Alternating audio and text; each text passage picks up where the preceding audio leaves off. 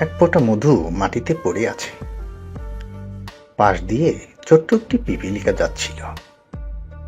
মধুর ঘ্রাণ নাকে ঢুকতেই থমকে দাঁড়ালো। ভাবলো একটু মধু খেয়েই নেই। এক চুমুক খেল। বাহ, খুব মজা তো।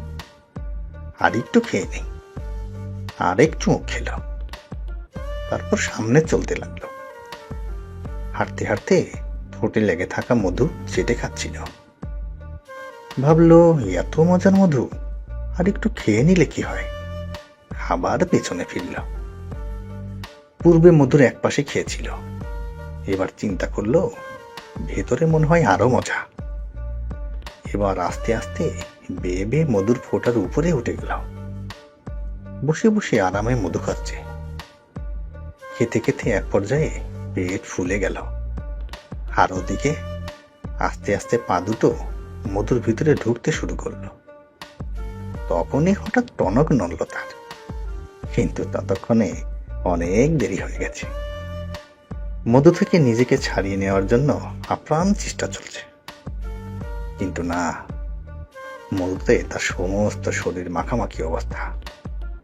অনেক চেষ্টা করেও নিজেকে আর উদ্ধার করতে সক্ষম হলো না। নাকে মুখে মধু ঢুকে দম বন্ধ হয়ে যেতে লাগলো। একসময় পিপীলিকাটি মধুর ভিতরে আটকে পড়েই মৃত্যুবরণ করল। এই বিশাল দুনিয়াটাও এক ফোঁটা মধুর মতো। যে অল্পতে সন্তুষ্ট থাকবে সেই বেঁচে যাবে। কিন্তু যে স্বাদের মধ্যে ডুব দিতে গিয়ে অতি লোভে বাছ বিচার না করে শুধু খেয়েই যাবে, আরেকটু করতে করতে একদিন সে ওই মায়াজালে আটকে পড়ে মারা যাবে।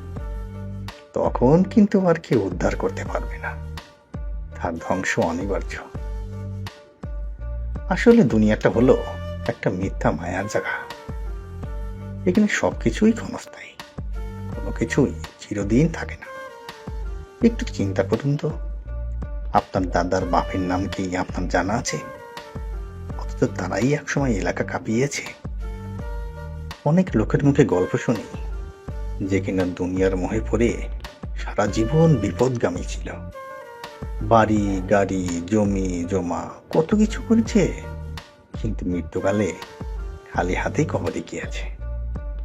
এক কথায় আমাদের প্রয়োজনের অতিরিক্ত দুনিয়াতে মনোযোগ দিলেই আমরা দুই কুলি হারাবো। পার্থিব ক্ষণস্থায়ী জীবনের জন্য আমরা কত কিছুই না করি। ভালো মন্দ ভুলে গিয়ে নানা পাপ কাজে জড়িয়ে পড়ি। অথচ একজন মুমিন মুত্তাকি ব্যক্তি পার্থিব জীবনের সুখ শান্তি ভোগ বিলাসে মত্ত না হয়ে উপরওয়ালা এবং পরকালকে ভালোবাসেন।